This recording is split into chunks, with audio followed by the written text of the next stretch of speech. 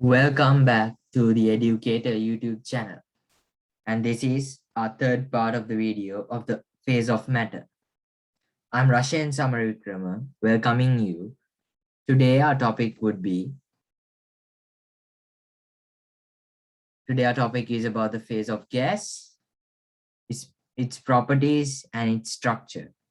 As usual, this is another chemistry video, and we are hoping to bring you more and more educational videos for those who are getting educated from home these days due to the pandemic, which is increasing. So coming back to our topic today, I would like to start off with the properties of gas. Again, we are going to discuss about statements and the reason why that statement could be proved true for as the property of gas. So our first statement would be, a gas has no definite volume or shape. It acquires the shape of the container. If you could remember, in our part 2 video, I explained about the liquid, the phase of liquid. In the phase of liquid also, you see a similar statement. It acquires the shape of the container. That was because the liquid had no definite shape and no definite volume. Same way the gas has no definite volume and definite shape, but there are slight changes between gas and liquid. That's why they are given different terms. But this statement is similar for both of them. The reason for this is that the intermolecular attraction is the weakest in gases, whereas the intermolecular separation is the largest. So it basically explains that the intermolecular force of attraction is smaller when compared to the intermolecular force of separation within gases. And hence the molecules in a gas move very fast and it expands to fill all the space available. Now, if you could see, if you lock a room, you have no exits for air, no small holes for air to move out. The air inside the room acquires the space of the whole air. The air acquires the space of the whole room. So you cannot see the air around you, but you know that it acquires the space, the whole space in the room. And that is explained here that because the gases have molecules that are very far apart, rather than the intermolecular force of attraction to act on them very strongly, they have the intermolecular force of separation, which is acting on them very, very strongly, which overdoes the intermolecular force of attraction. And in turn, they have molecules far apart. One molecule is here and one molecule could be 5 centimeters apart. The other molecule could be 20 centimeters apart from the second molecule. So the gases expand to fill all the space that is available. You give it a hole, like your auditorium, it fills the whole auditorium. That's because the gases have no definite shape or definite volume, and gases can expand very fast and move very fast to acquire all the space available. The second statement we have for our part 3 program is, a gas has no surface of its own. What does this mean? If you take a solid, for example, I'm going to take a solid. If you take a book, the book that if you're writing these notes down, it's better if you write so that you could see them later rather than going on to YouTube and watching the video. It's not good for your eyes to stay too long in the screen. If you take your book that you're having right now, it has a surface. It has a surface that you could touch. If you take a pen that is in your hand, it has a surface that you can touch. If you take a device, it is a solid, a laptop or a phone or a tablet. It is a solid and you can touch it. It has a surface. It could be smooth surface or it could be a, jagged or unsmooth surface. And liquid also has a surface. When you put liquid into a container, it takes the shape of a container, but you could see a surface. You could see a surface on it of its own. But I would like to question you, would you be able to see the surface of a gas when you put gas into a small container?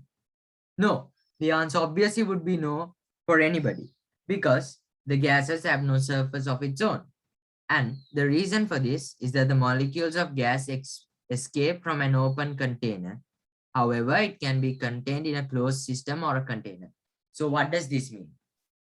When you take an open container, gases which is present within the container could escape to the outer environment. They could move from the container to the outer environment. But when it comes to a closed system, it's very different because the system has no exits. And so the air is stuck within it. And even a container, if you close the lid of it and no space for the gas to move out, then obviously it's a closed system and the gas could stay within it. So our next, I'm gonna move on to our next statement as I have explained this. I hope this is clear. And our next statement is a gas is not rigid and can easily be compressed. When I explained about solids, if you don't remember, go to our part 1 video of the phases of matter. It's in our channel, the chemistry playlist. You can watch it easily from there. So I explained that the solid is rigid and cannot be compressed easily. In the sense it's a condensed space, so you cannot compress. Liquid also, again, you can see in the chemistry playlist in our channel. Liquid also I explained in another video, the part 2 video. There also I clearly mentioned that it is a little bit hard to compress a liquid. But when it comes to the case of gases, as I explained to you in the first statement, one molecule can be 5 centimeters away, the other molecule can be 20 centimeters away, then the fourth molecule could be 30 centimeters or 15 centimeters, or even within a long range distance. So you can bring them together. The space that is between the molecules is very large. So you can squash it and bring them near to each other. So this is why we can say that the gases are easily compressible. So you can see that the intermolecular force of separation is very large in gaseous stage, which can be decreased by applying pressure. As I said, you can squash it until it comes to a condensed phase that would be solid. You can apply pressure and bring it to a condensed phase where you cannot pressurize it anymore. So at this point, the intermolecular force of separation will be at its lowest, while the intermolecular force of attraction is at its highest. But when it comes to gases, the intermolecular force of separation is very large, while the intermolecular force of attraction is very, very weaker. So when the distance between the molecules are very large, you can bring the molecules easily together. That is what is explained by the statement, a gas is not rigid and is easily compressed. I hope the proof was very, the proof is okay with you. So thinking on that, I'm going to move on to the next statement. A gas can diffuse into another gas easily. Well, easily is not there, but just remember that a gas can diffuse into another gas. So the reason behind that secret, is that molecules in a gas moves very fast. If you, when we are going along this program, you will come to know that the kinetic energy, if you've not studied energy, we will be hoping to release a video about the different types of energies in our YouTube channel in the near future. So you can wait for them. So if you already know about the energies, you know what kinetic energy is. So the molecules in a gas move very fast, meaning that the molecules of a gas have higher amount of kinetic energy. I explained that solid molecules have a lower amount of kinetic energy, while the liquids have a medium amount of kinetic energy. That's why they pass each other and flow, while gases move here and there because they have a huge amount, loads and loads of kinetic energy within their molecules. They move anywhere they want. They want to go from here to 5 kilometers away, they go. That's because their kinetic energy is very hard. It would take some time, but in the sense of explaining, I would take that example.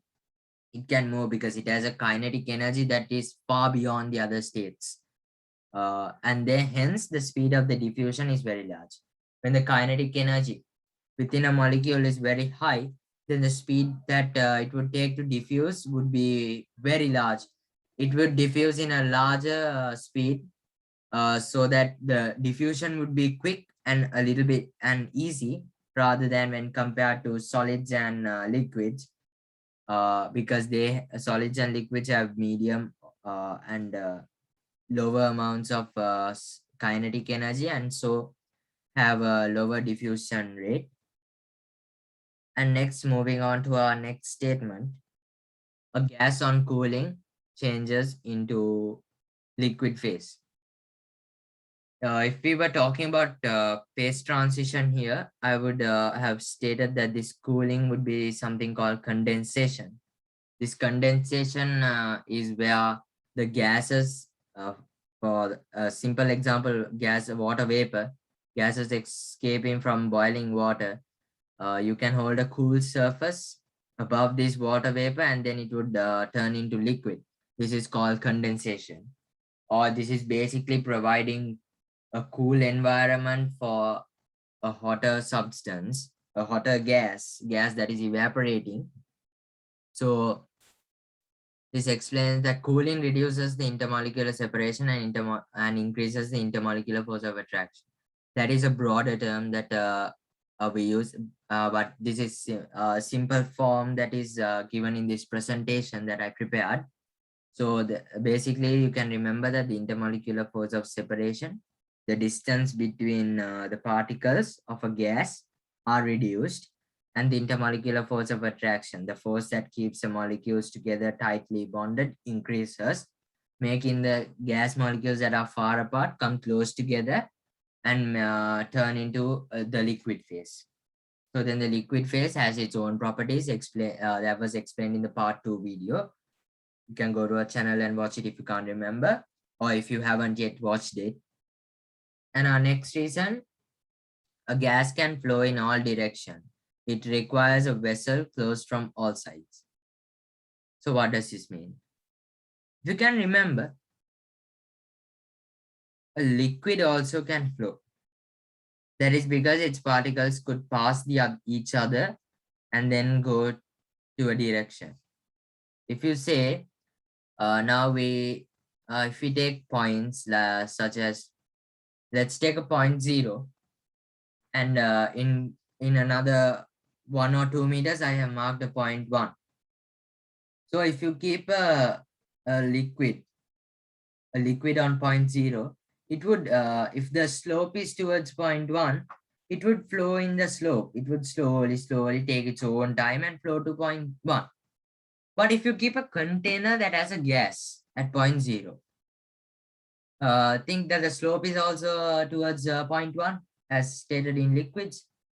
When you open the container, my question is, will the gas go from point 0 to point 1?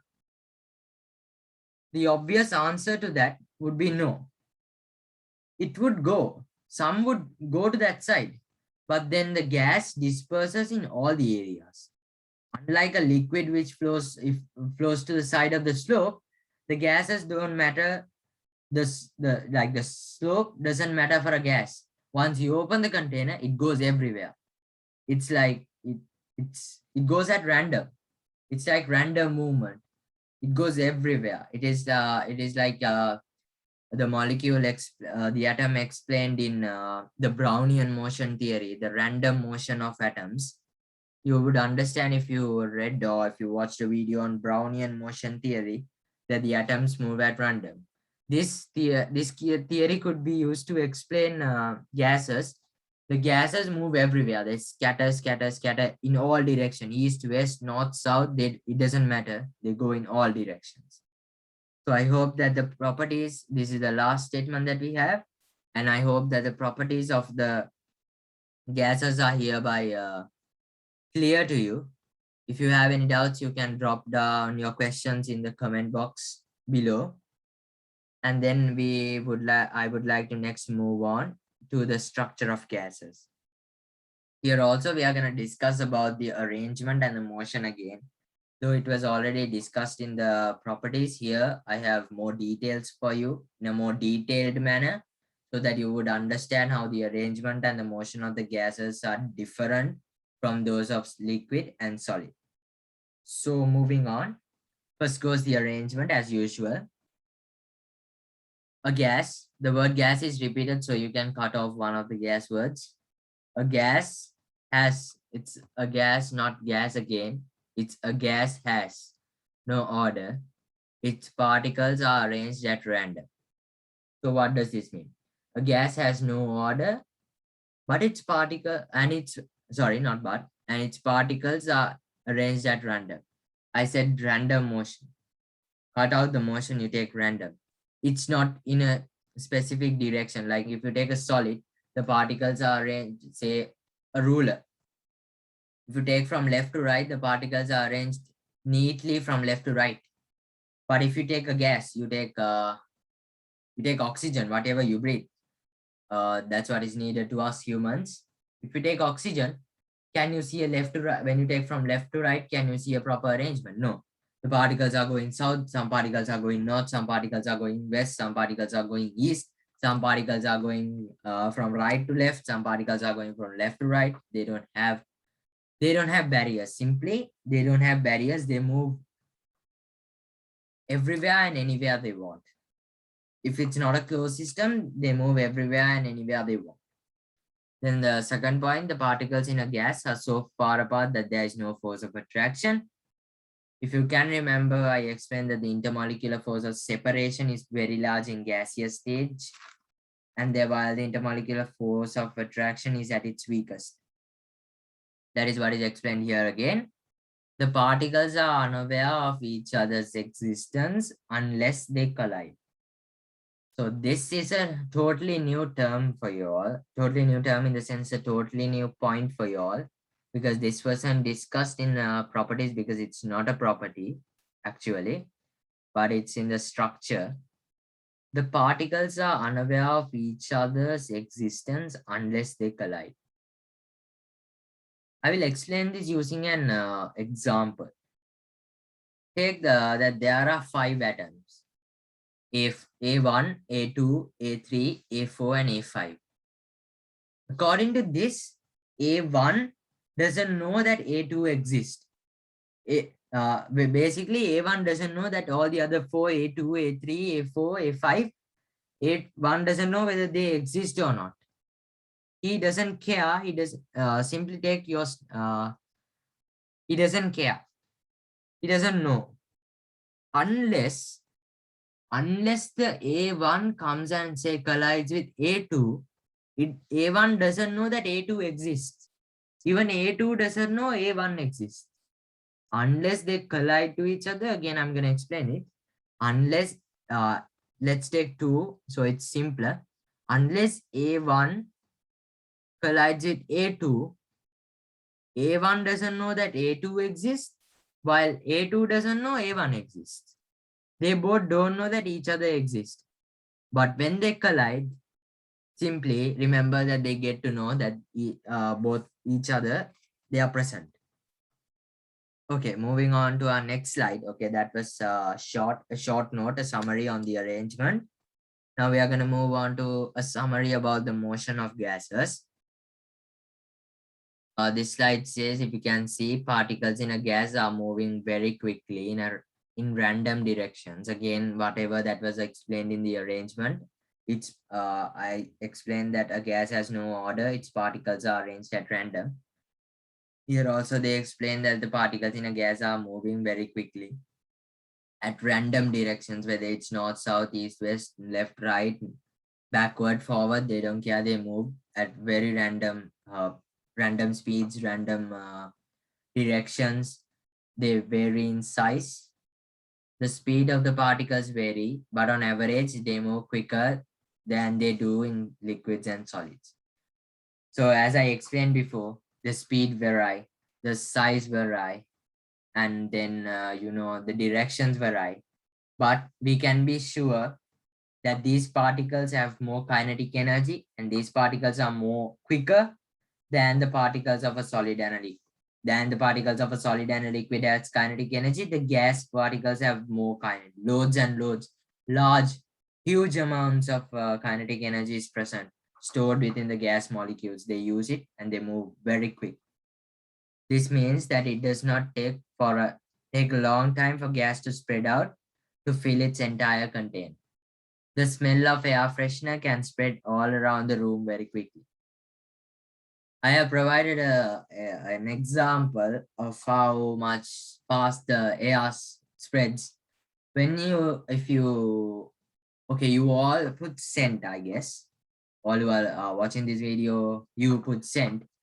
So once you spray a scent and you move past somebody, or say somebody who has applied loads and loads of scent, move past you, you get the smell really quick. That's because gas move really quick. Within milliseconds, even within 100th or 1000th of a second, you get the smell. That's because the air has loads and loads of kinetic energy and moves from the person who has applied the perfume to your nose, the receptors that can sense the smell. And that is the last slide. And I would like to recall about a notice that we give. If you all haven't yet subscribed to our channel, subscribe today, because we will be uploading some good content in the near future, some of the best content that could be uploaded to our channel. Many educational sessions will be held, and for live updates of our live sessions that we are going to organize in the near future, subscribe to our channel so that you could get a notification at your hands. If you haven't yet subscribed, subscribe. If your friends haven't subscribed, you can share our channel, you can share our videos to your friends so that they could get A stars in exams and good marks in exams. Hope you all understood about the phases of matter. This is the last video of the phases of matter. Again, thank you all for watching. Like this video, share it with your friends so that they could also learn. So again, subscribe to our channel, The Educator, and await for more of these programs, because we are going to upload loads and loads of educational programs to our YouTube channel for you all at home. You all are on screens these days. So to avoid you people going astray, we are gonna hold programs, educational programs, so that you can at least learn something. You can revise the work that you're doing at school. You can revise it before exams so that you can write clear answers to your papers. Thank you so much, and see you in the next video. Stay safe and God bless you all.